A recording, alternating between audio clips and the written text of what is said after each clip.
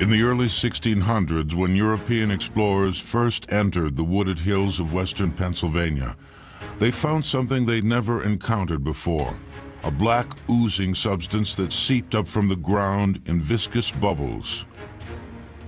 The local Indians touted the substance as a folk medicine cure-all for everything from burns to broken bones. They also used it to caulk their canoes. Native Americans were not the first to make use of this natural resource. The walls of Jericho were held together with oil-based tar as mortar. And according to the Bible, Noah applied 2 coats of tar to the outside of the ark to make it watertight. Oil had been formed over millions of years from prehistoric plant and animal life that decayed and was compressed under great pressure. But it wasn't until the 1850s that it burst forth into the modern world and triggered a revolution. The man who launched this revolution was a New York lawyer with an entrepreneurial flair named George Bissell. He had seen how Pennsylvania oil was collected from the surface and used in medicinal elixirs popular at the time. Rub it on wounds, cuts, abrasions, rashes, pimples, sores, scratches, and other afflictions of the epidermis. But Bissell had another idea for this miracle substance. Could oil, he wondered, be somehow harnessed for illumination? Lamps burning whale oil were still the dominant source of home lighting, but the price of whale oil had been rising precipitously. Whale oil was extracted from the blubber and oil of the spermaceti whale. And of course the spermaceti whales were hunted extensively in the 1830s and 1840s, to the point that by the 1850s the world herd, as it was accessible at the time, was very much depleted. And that of course drove the price of spermaceti whale oil, as they called it, up. As a possible alternative to whale oil, Bissell in 1854 sent a sample of the Pennsylvania oil to a chemistry professor at Yale for analysis. 3 months later, the professor confirmed Bissell's wild dream. Your company have in their possession a raw material from which, by simple and not expensive processes, they may manufacture very valuable products. He discovered that through boiling the oil, it could be distilled into a high-quality illuminating fluid called kerosene, which burned with a clean, bright flame. Bissell and his partner, New Haven banker John Townsend, formed the Seneca Oil Company and acquired land in Pennsylvania. The problem they faced was how to get the oil in large enough quantities to create a kerosene market. The solution came from a bottle of make-believe medicine. While in a druggist's shop one day in 1856, Bissell saw an advertisement for a miracle elixir, Kier's rock oil medicine, that featured on its label a derrick used to drill water wells. Water distillers in Pennsylvania had long been plagued with the problem of oil seeping into their wells. It was this unwanted oil that Samuel Kier bottled and sold. In a giant leap of understanding, Bissell immediately grasped that drilling for oil might make sense. What they needed was someone to supervise the drilling of a well. Townsend suggested his friend Edwin Drake. Edwin Drake was probably not the most obvious choice to drill what became the Pioneer Oil Well. He had been a purser on a steamboat, he had been a conductor on the New Haven Railroad, and so on. I think his major qualification for the job was that he needed work at the time. When it was announced that this well would be drilled for the express purpose of finding oil in the area there, Drake became a laughingstock. Everybody laughed at him. So in order for his backers to give him some credibility, all of the mail that went into him had the title Colonel on it. So when the postmaster saw it, oh, he's a colonel. So he was known as Colonel Drake. In the spring of 1859 in Titusville, Pennsylvania, Colonel Drake hired a local blacksmith named Uncle Billy Smith, and they began drilling for oil. As the months passed, they hit water, but nothing else. The oil industry's first well seemed destined to be the oil industry's first dry hole. As they saw their few $1,000s draining down Drake's well, the investors grew increasingly wary. Finally, in August 1859, Townsend sent Drake the last of the money and told him to close up the operation and return home. Townsend's letter arrived on Monday, August 29, 1859, but to his everlasting gratitude, it was one day too late. For on Sunday the 28th, with the well at 69.5 feet, Edwin Drake looked down the hole and saw something dark floating to the surface. When he asked what it was, Uncle Billy answered simply, "That's your fortune." The oil age had just begun. The well produced 35 barrels of oil a day. Each barrel held 40 gallons, and they sold it for $40 a barrel, almost $700 a barrel in today's dollars. Within days, the first oil boom was underway. The population of Titusville quadrupled overnight, and land prices skyrocketed as trainloads of newcomers converged on the town with money in their hands and greed in their hearts. Little more than a year later, Titusville had 75 wells producing oil and 15 refineries distilling kerosene. A local newspaper editor wrote of the period, The oil and land excitement in this section has already become a sort of epidemic. It embraces all classes and ages and conditions of men. They neither talk, nor look, nor act as they did 6 months ago. Land leases, contracts, refusals, deed arrangements, interests, and all that sort of talk is all they can comprehend. Among those who got rich were investors George Bissell and John Townsend. Among those who didn't was Colonel Edwin Drake.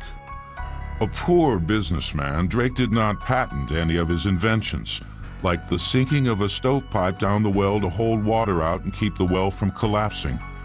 What money he did make, he lost in bad investments and died a virtual ward of the state, bitter about the fortunes others had amassed from his discovery. It was written of him when he died, he shook the boughs for others to gather the fruits. Drake's discovery in western Pennsylvania lit up the globe. Today in the 20th century, it's hard to imagine the impact kerosene could have on the world of the 19th century, but it revolutionized society. As large amounts of oil were pumped up from the underground reservoir Drake had tapped, virtually overnight, kerosene became the dominant source of home illumination in America and Europe. You probably bought it from a street vendor if you lived in a city. If you lived in a small town, as a lot of Americans still did, you almost certainly bought kerosene at a general store. Compared to $5 a gallon for whale oil, kerosene prices varied from 10 to 25 cents a gallon. From Drake's 35 barrels a day in 1859, the Pennsylvania oil region was only 3 years later shipping out more than 8,000 barrels of crude oil a day. Huge refineries opened up in major cities along the rail lines where the oil was sent. By 1865, Cleveland alone had 30 refineries. Like the rest of the burgeoning young oil industry, refining too was a rough and tumble, cutthroat business. And no one was more perfectly suited to it than a young Cleveland businessman who owned the city's largest refining plant. His name was John D. Rockefeller, and his dark genius for the oil business would soon make him the richest and most reviled man in America. John D. Rockefeller got into the oil business with a dry goods wholesaling partner during the Civil War. Got into it in a small way with a fairly conventional refinery, disposing of most of his goods in the immediate vicinity of Cleveland. By relentlessly pouring profits back into his business, Rockefeller expanded to a second refinery, then to an export business to service Europe. He bought boats, tanker cars, storage facilities. Finally, in 1870, he consolidated all his businesses under one name, the Standard Oil Company. By that point, Rockefeller already controlled 1/10 of the entire American refining industry. But that wasn't enough. He wanted nothing less than to control it all. In the 1870s, Rockefeller's pursuit of industry control set a new standard of ruthlessness. Bribery, extortion, collusion, and intimidation were just some of the weapons he used. Those competitors he couldn't take over, he drove out of business. By 1880, Standard Oil controlled 90% of the nation's refining capacity. By 1890, John D. Rockefeller was the wealthiest man in America. He moved to New York, dividing his time between an opulent Manhattan townhouse and a vast estate in the country north of the city. But acquiring that level of wealth had also made Rockefeller one of the most feared and hated men in the country. Mothers warned their children to be good, or Rockefeller will get you. Rockefeller really became a popular target, largely because he had very little sensitivity to what we today would call public image or public reputation. Public opinion was certainly that he was an avaricious, ruthless kind of person. But as Standard Oil's stranglehold on the industry grew, so did assaults on Rockefeller's monopolistic practices. In 1904, immediately after his election, President Teddy Roosevelt launched an investigation of Standard Oil. 2 years later, the government brought suit against the company under antitrust provisions. Roosevelt called Standard's executives the biggest criminals in the country. The case was in the courts for 5 years. But in 1911, while he was hunting big game in Africa, Roosevelt got the good news. Standard Oil would be dismantled into numerous smaller companies. Rockefeller had lost his monopoly for good.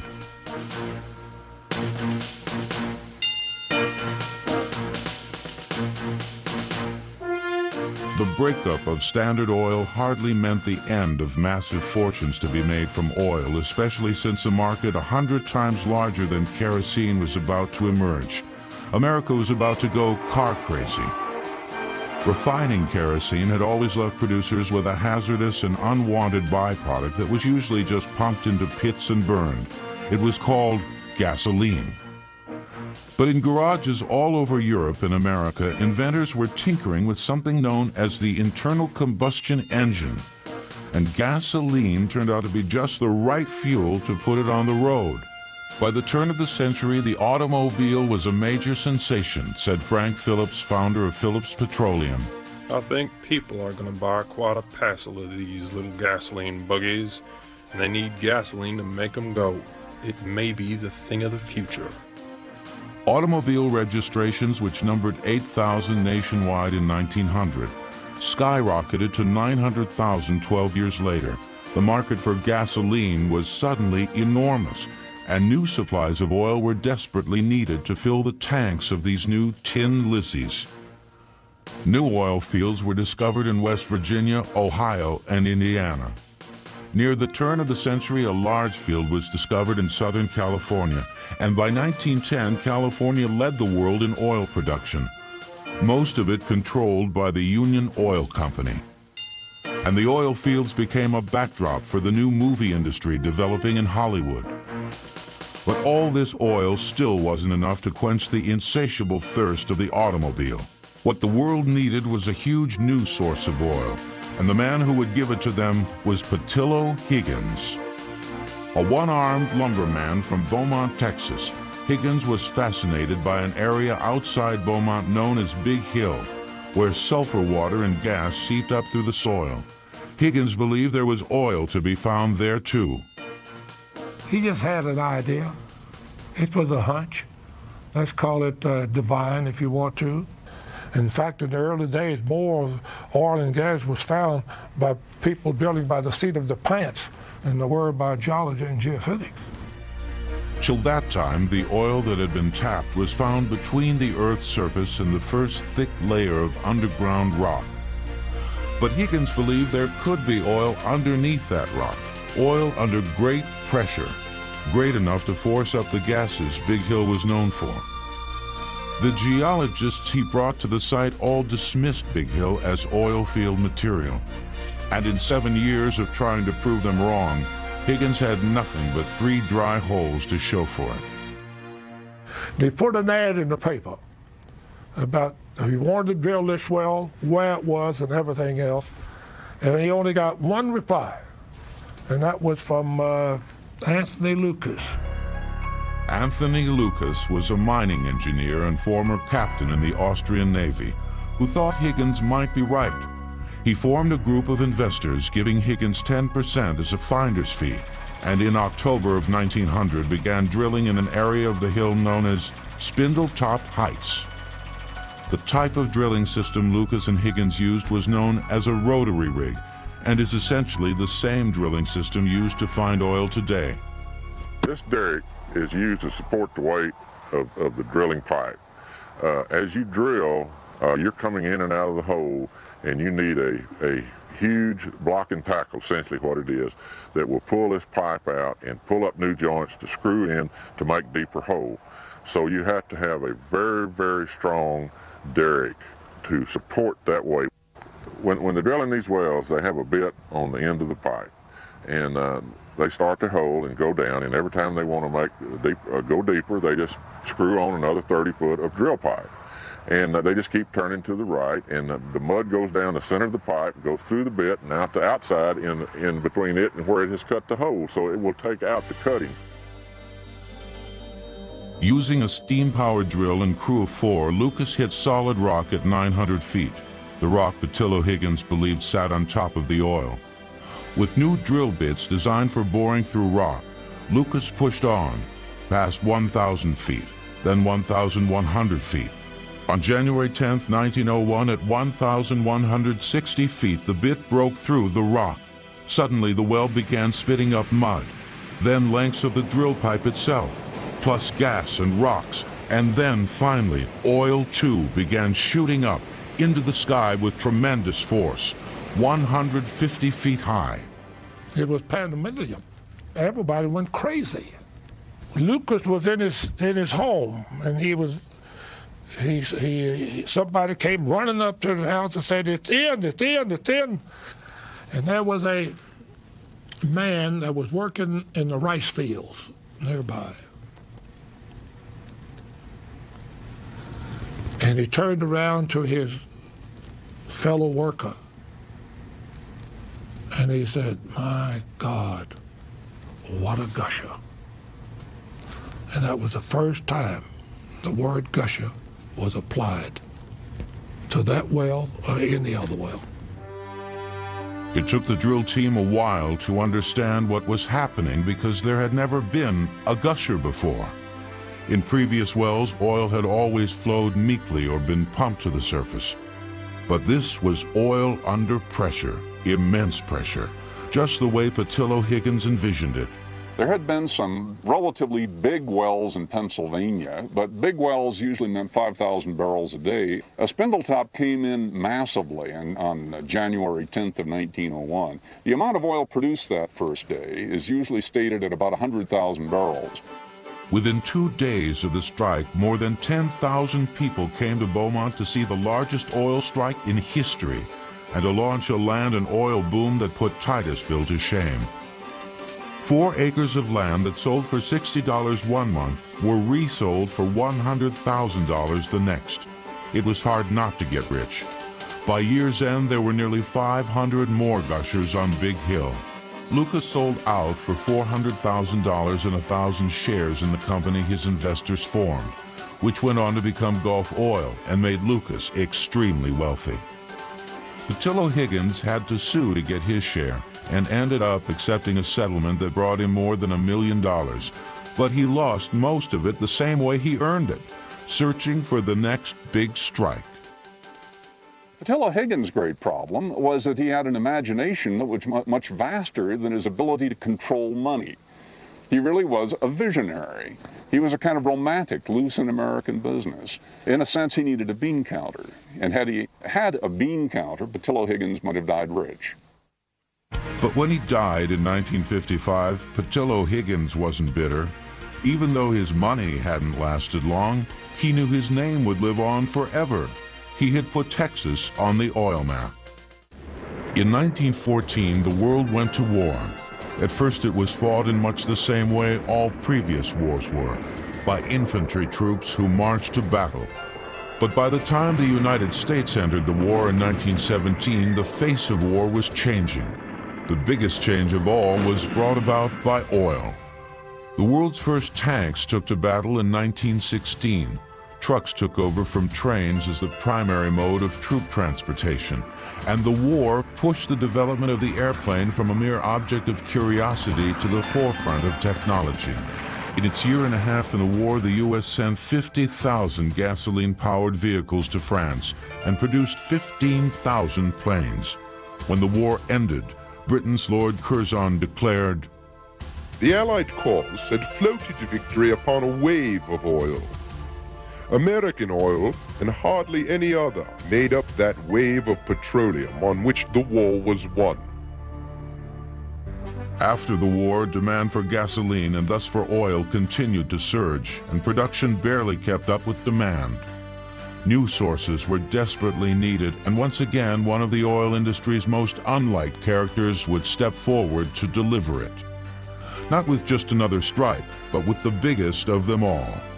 His name was Dad Joyner, a 70-year-old Texas oil man who had nothing going for him but nerve and luck, and most of that bad. With little income after years of one dry hole after another, Dad mostly lived off the kindness of well-to-do widows, whom he cultivated throughout Texas. Said Dad, "Well, every woman has a certain place on her neck, see, and when I touch it, they automatically start writing me a check." He was a good man. Really he was. He might have romanced all of them. And at 72 years old, I give him credit for doing whatever he could. He was a promoter, let's face it. And he would promote enough above the cost of the well to always keep some in his pocket. one of Joyner's widows, Daisy Bradford, owned a farm in Rusk County in East Texas that Dad thought might hold oil, and in 1927 he began drilling for it. Geologists and oil experts told Dad there was no chance oil would be found there, but like Patillo Higgins before him, Dad just had a good feeling about the site, often paying his workers with dubious shares in future profits. He drilled for 3 years using beat-up and borrowed equipment. In September 1930, there was a sign that Dad's luck might finally be changing. At 3,500 feet, the crew hit sand that seemed to have oil in it. A month later, on October 3rd, a gurgling sound could be heard from the well. The drilling crew chief shouted to the crowd, "Put out your cigarettes, quick!" With a roar, oil began spouting over the top of the derrick. Dad Joyner had finally found black gold. Not only that, it was a spectacular find. An oil field that proved to be 45 miles long and 5 to 10 miles wide. It dwarfed Titusville, Spindletop, and Southern California put together. The field turned out to be, well, proportionate to a significant part of the whole state of Connecticut in the end. Truly massive in extent and also in production. It has produced today close to 7 billion barrels of oil. There was nothing like it. It's the largest discovery at that time in the entire Western Hemisphere. 7 months after Dad hit it big, 1,000 wells had already been drilled, and the East Texas oil field, now known as the Black Giant, was producing 500,000 barrels a day, the equivalent of enough gasoline to drive to Jupiter. Dad Joyner made $1.5 million on his find, and in true to form manner, he spent every penny of it searching vainly for another Black Giant, and romancing a long string of young women. When he died at age 87, he was living on donations from others he had helped make rich.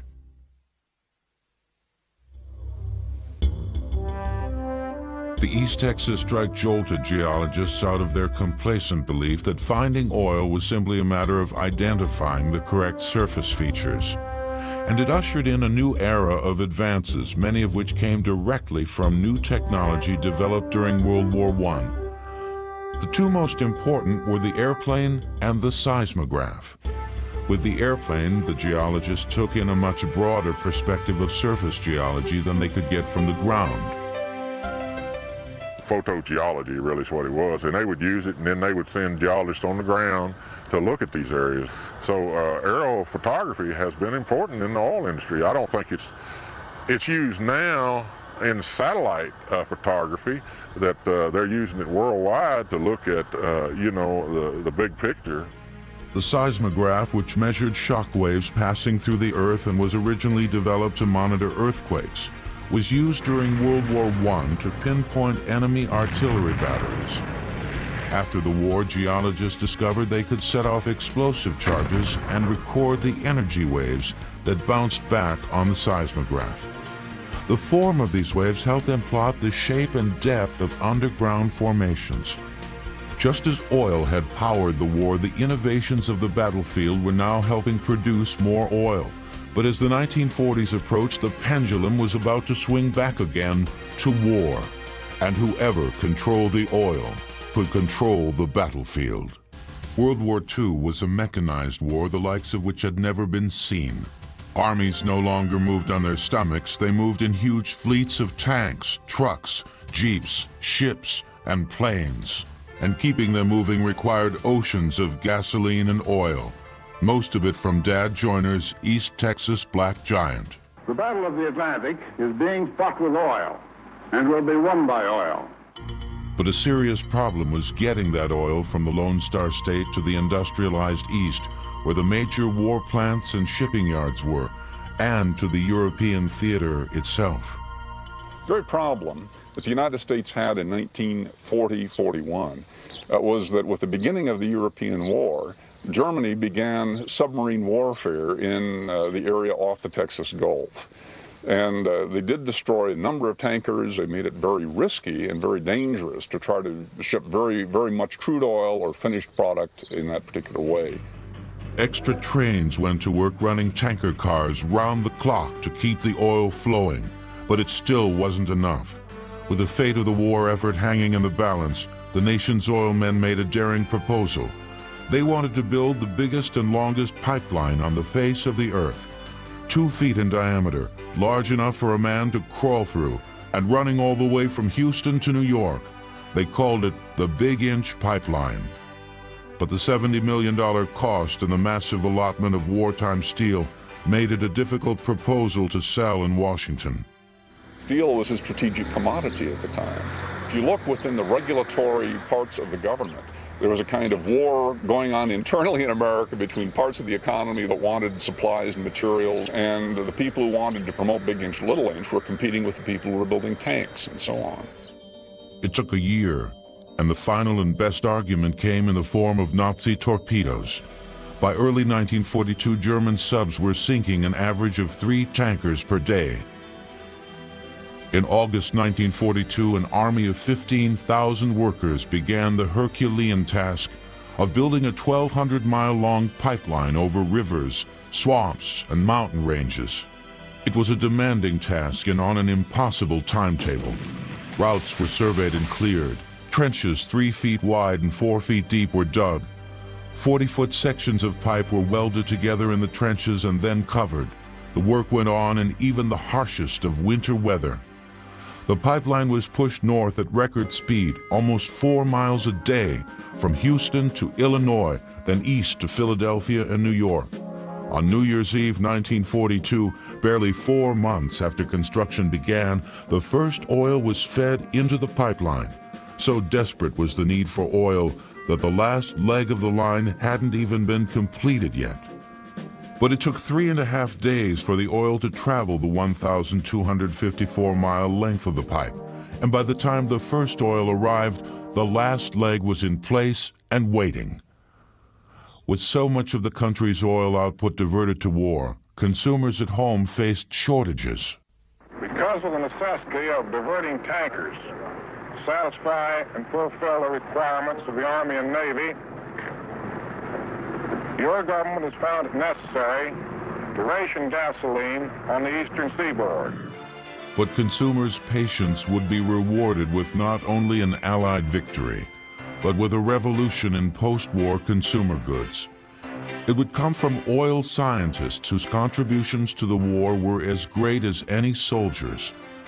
Much as gasoline was a byproduct of kerosene production, substances like ethane, propane, and benzene were byproducts of gasoline production. And in laboratories across the country, scientists experimenting with these new substances called petrochemicals turn them into new products: plastic, synthetic fibers, bonding cement. When U.S. bombers attacked Tokyo, their radar cables were shielded with a newly developed substance called polyethylene. When Allied paratroopers landed behind the lines at the beaches of Normandy, their parachutes were made of nylon. Probably the most well-known consumer products were nylon, Orlon, and all of the related kinds of fibers to provide material that had very high tensile strength and very low weight, something that you couldn't do with cotton. You wouldn't really want to jump out of a military plane at a great height in a cotton parachute, for example, with cotton harnesses and so on. So there were really special operational problems that synthetic fibers ultimately addressed during the war. And after the war, turning these new products into consumer goods for a victorious baby-booming new leisure class made the petrochemical industry the growth industry in America. In fact, from hula hoops to home carpeting, Americans embraced this new technology with vigor, and petrochemical sales averaged a 10% annual increase every year for well over 2 decades. The post-war baby boom meant millions of new mouths to feed, and oil-based fertilizers and pesticides made possible the agricultural advances to feed them. But all this, plus the new generation of gas-guzzling luxury cars, created yet another massive change in the oil industry. Demand so far outstripped supply that by the 1950s, America could no longer supply its oil needs itself.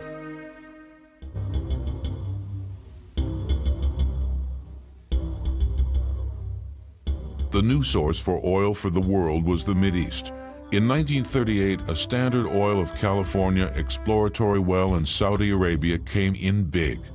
That same year, drillers hit a massive find in Kuwait. With post-war development of these enormous oil fields, vast quantities of cheap oil was soon pouring out of the Mideast. But getting it to America in the quantities now needed posed a major problem. The oil tankers of the time were simply too small. The first oil tanker was built in 1886 and had a capacity of 300 tons. Tanker size increased gradually to about 300 feet and 10 to 15,000 tons, and stayed there until after World War II. But the post-war increases were nothing short of astounding. In 1950, the largest tankers in the world were 500 feet long and had a capacity of 25,000 tons. By 1975, they were 1,400 feet long, almost 5 football fields, with a capacity of 500,000 tons. The oil is held in numerous compartments designed to give the ship stability. They also have double hulls for protection against punctures in case of accidents. The tankers are fully computerized and operate with a crew of only 20 to 25, 1/3 the number of men Columbus needed on his tiny flagship, the Santa Maria. Today's tankers have grown so huge, they often can't even come to shore. There aren't piers big enough or harbors deep enough to hold them. They anchor offshore and disgorge their oil through flexible pipelines, either directly to land-based storage facilities or to smaller vessels which can dock onshore. But since the 1980s, tanker production has slowed down somewhat. The OPEC oil embargo of the 70s and the resulting gas shortage in America launched a new emphasis on energy conservation. At the same time, the largest new field since Dad Joyner's Black Giant was discovered on the North Slope of Alaska.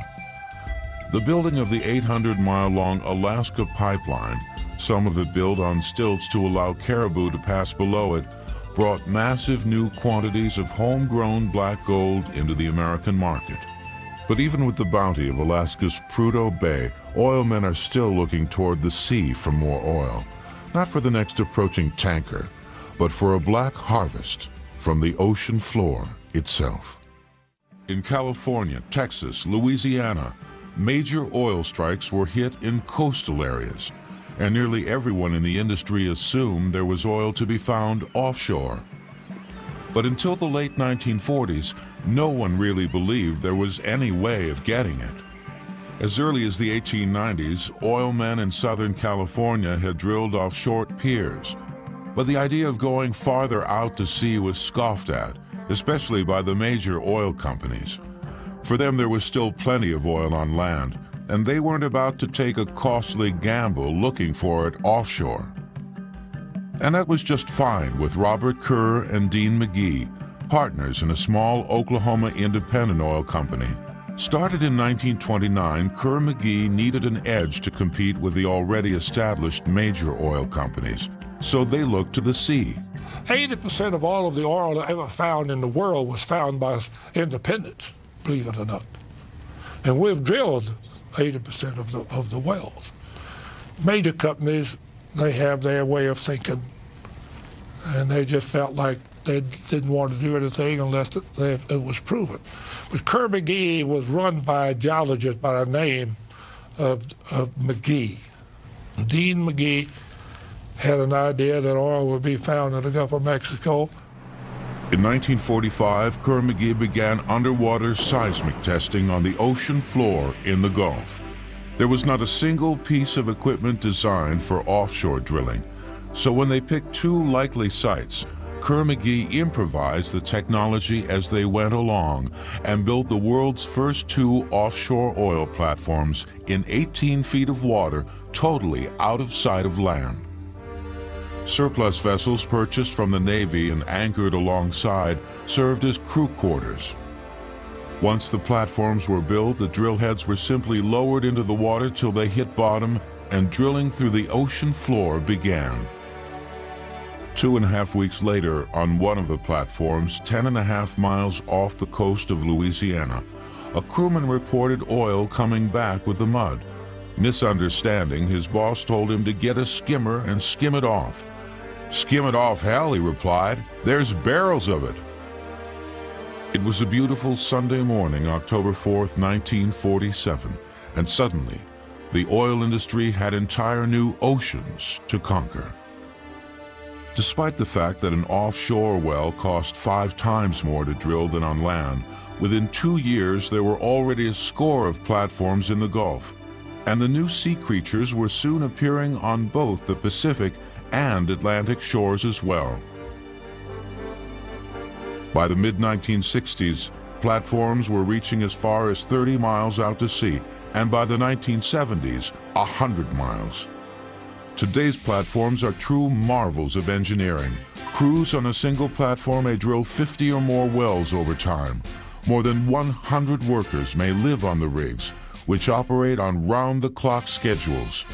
The oil is usually piped directly to waiting tankers that moor nearby. The workers typically stay for 2-week shifts at a time, and the rigs are designed to be completely self-contained housing units, featuring huge 24-hour kitchens, self-service laundromats, and even such landlubber amenities as movie theaters to break the monotony. And unlike those first Kerr-McGee platforms, oil men today aren't just drilling in shallow waters. When Shell Oil wanted to explore one of its offshore Gulf sites, it was faced with the problem of how to drill in water almost 1,400 feet deep. Their solution? The world's largest oil platform, 1,615 feet tall, 161 feet taller than the world's highest skyscraper, the Chicago Sears Tower. Not only was this an unheard-of feat, the site 150 miles southwest of New Orleans was so inhospitable that the platform would have to be designed to withstand 140-mile-an-hour winds and hurricane waves of 70 feet. The project began on dry land in Corpus Christi when workers welded together 77,000 tons of steel to form the jacket, the legs and base structure the platform itself rests on. The leg supports alone are 10 feet in diameter, large enough to drive a car through. But building it on dry land was only the first step. The next problem was how to get it to the offshore site. It would have to be towed, and that meant they had to build the largest barge ever constructed, with a deck area equivalent to an aircraft carrier. And even then, several hundred feet of the big rig stuck out over both ends of the barge. Once at the site, workers slipped the jacket, which was equipped with flotation devices, into the sea and slowly lowered it into position. It covered at the base 4.5 acres of ocean bottom.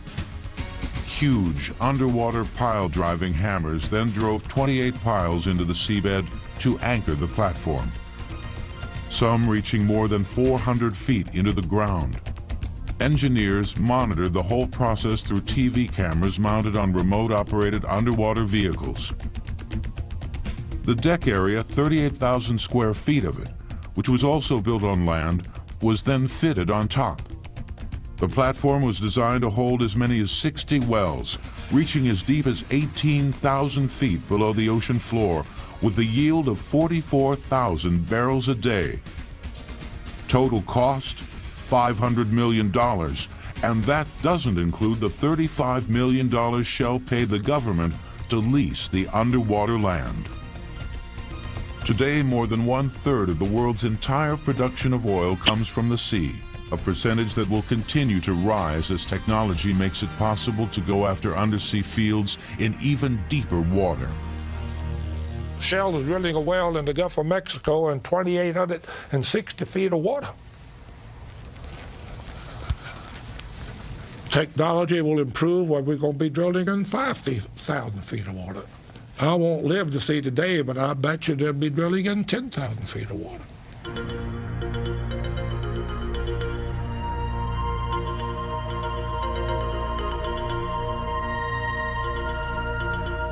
In the 140 years since Edwin Drake discovered the greatest source of energy the world has ever known, the oil industry has changed immensely.